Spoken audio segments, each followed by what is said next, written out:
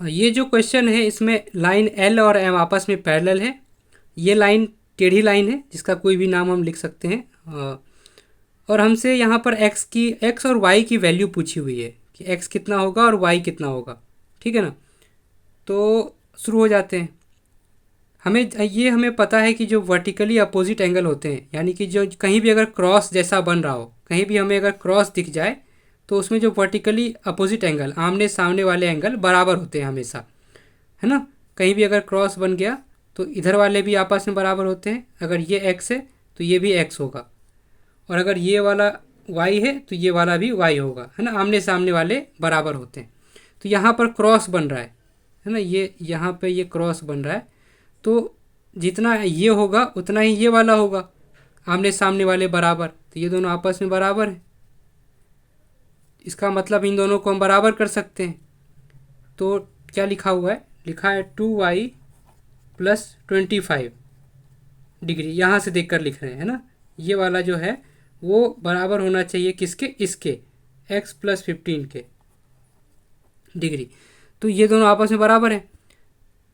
अब यहाँ से हम सॉल्व कर ले रहे हैं इसको। यहाँ से हम एक इक्वेशन आ जाएगा। इसको सॉल्व करने से पहले हम ये भी देख सकते हैं कि यहाँ पर जेड बन रहा हुआ है। ये जो है ये ऐसे, ये लाइन दिख रहा है जेड, ये ऐसे और ये ऐसे, है ना। अब जहाँ भी जेड बनता है, जैसे जेड बनता हो तो अल्टरनेट एंगल बराबर होते हैं वहाँ पे, है ना। ये दोनों लाइन पैरेलल है, ये टेढ़ी लाइन आई, यहाँ पर जेड जैसा बन रहा है फिगर, तो ये अल्टरनेट एंगल हमेशा बराबर होते हैं आपस में। तो अगर ये वाला एक्स है तो ये भी एक्स होगा, ये वाई है तो ये भी वाई होगा। तो ये दोनों भी आपस में बराबर होने चाहिए। कौन से, ये वाले, ये और ये दोनों। तो इन दोनों को हम बराबर कर लेते हैं। यहाँ से हम वाई हमें मिल जाएगा। तो ये वाला इक्वेशन क्या है, ये जो ये वाला यहाँ से देखकर लिख रहे हैं कि ये जो है ये किसके बराबर है, इसके 3y के, 3y डिग्री के, 3y के। तो यहाँ से हमें y मिल जाएगा। कैसे, ये लिखा हुआ है 2y plus 25 equal to 3y के बराबर है ना। ये दोनों आपस में बराबर होते हैं, अल्टरनेट एंगल।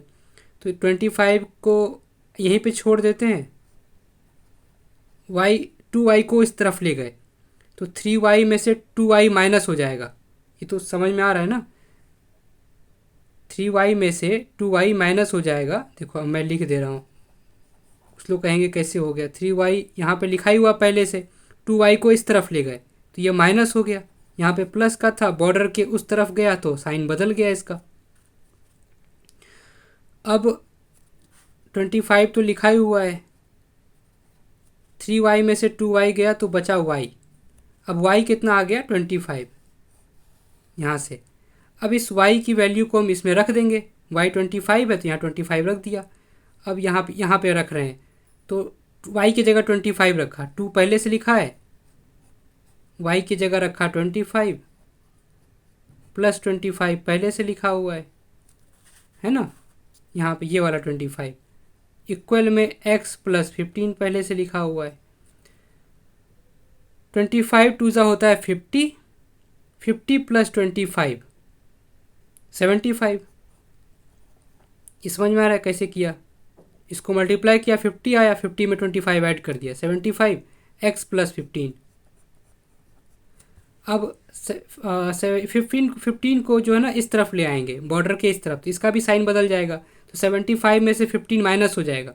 75 में से 15 चला गया, कितना बचा, देखो 75 में से 5 गया, 70 बचा, 10 चला गया, 60 बचा।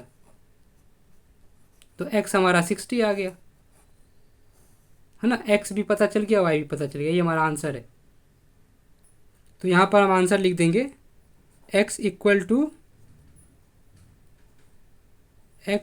टू कितना आ गया 60 और y इक्वल टू कितना आ गया 25।